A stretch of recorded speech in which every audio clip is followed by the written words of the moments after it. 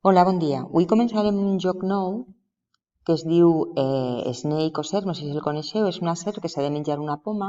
Nosaltres el programarem en Scratch. La setmana passada ja van començar a tindre unes petites nocions de Scratch. Ja sé que n'hi ha gent que sap més, n'hi ha gent que sap menys. Bé, i avui començarem directament a utilitzar diferents parts del còdigo i bueno, triant personatges. Bé, comencem. Recordeu que la configuració teniu l'idioma i ja van dir que si teniu prou coneixements d'anglès o mitjans convendria que ho fareu en anglès, perquè la programació és en anglès normalment, però si no podeu triar un altre idioma. Jo trio el català i posem nom al nostre fitxer. Li posarem de nom Serp. Segon que ho posem majúscules. Molt bé, el compartirem. Recordeu que sempre l'hem de compartir. I després el que farem serà clicar en com està fet i ja podem treballar dins, si no el perdrem.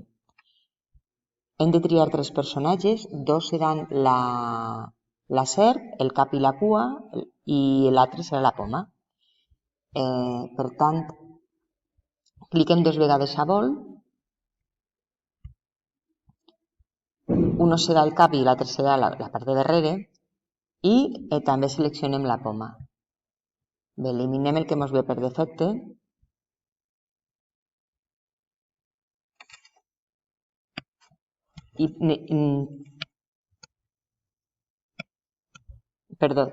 Treballarem en el cap de lo que és la serp. Bé, no m'agrada el color groc, bueno, és un groc aixina, i anem a triar un altre. Si cliquem damunt de vestits, tenim 5 opcions, vosaltres trieu la que més us agrada. Jo agafaré la verd, en les 2 parts de lo que és la serp, i en el cap, que serà este del principi, li dibuixaré 2 ulls.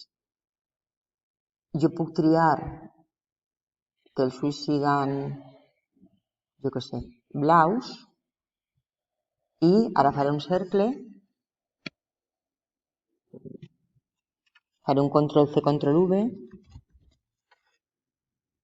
i arrastraré l'altre ull. Es pot posar més o menys per així i ja tindré el cap de la meva serp. Bé, això és un poc el que vosaltres vulgueu. Bé, ja tinc la serp, me'n vaig a còdigo. És massa gran, com que jo el primer que faré és que quan la bandera verda esté clicada, quan es comença el joc, vull que l'aspecte disminuïsca i que la mida sigui aproximadament un 60%. Per a provar que no és massa menuda ni massa gran, clique damunt de la bandera i sí, bé, és un tamany que està bé. Vosaltres podeu triar el tamany que vulgueu. Vull que es comenci la serp en este punt més o menys. Com sé quin és este punt? Si vaig a moviment, veureu que posa besa X i posa unes coordenades de X i mos agafa les coordenades que en aquests moments té l'objecte. Si el posem en un altre lloc, serà les d'altre lloc. Però a mi m'agrada que comenci així. Bé, arrastre estes. Penseu que l'Scratch, les coordenades 00, no estan així, sinó enmig de la pantalla. Molt bé, ara vull que la meva serp estiga sempre en moviment. Posem control per sempre, que es moga uns passos. Posaré 3. A veure quina velocitat té, clique damunt de la bandera. Bé, vosaltres podeu controlar que siga més o menys a pressa, el que decideu. I ara vull que en les tecles de les fletxes puga moure la serp. Com ho faré?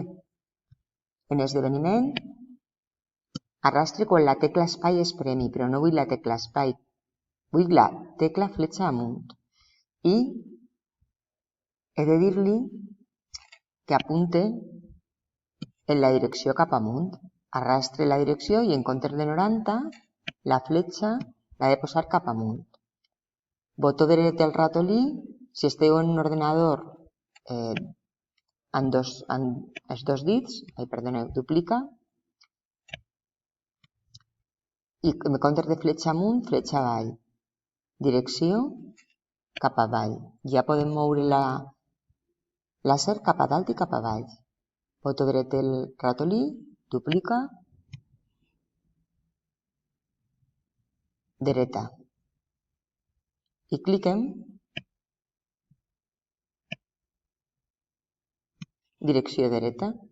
Ens quedarà a l'esquerra, duplica, esquerra i la direcció de l'esquerra. Vale, provem.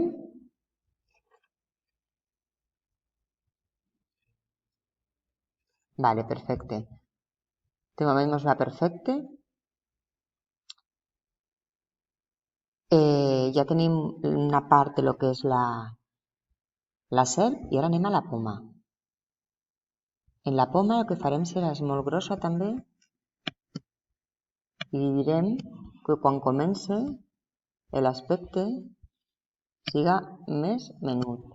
A veure uns 50 que passaria, cliquem, sempre hem de comprovar, cliquem damunt de, jo trobo que encara és molt grossa i posaré un 30, torni a comprovar, perfecte, jo crec que està bé, molt bé. Ara el que farem en la poma és que vagi a una posició aleatòria i que quan el que és la serp toque la poma, pues, canvi de posició. Molt bé. És com si se l'haguera menjada. El que farem serà que per sempre vagi a una posició aleatòria. Em vaig a control, agafo un per sempre i en moviment que vagi a una posició aleatòria. Però, claro, si jo clique damunt de la bandera, se torna loca. Con lo que he de fer és que al principi no hem de veure la poma, que estiga amagada.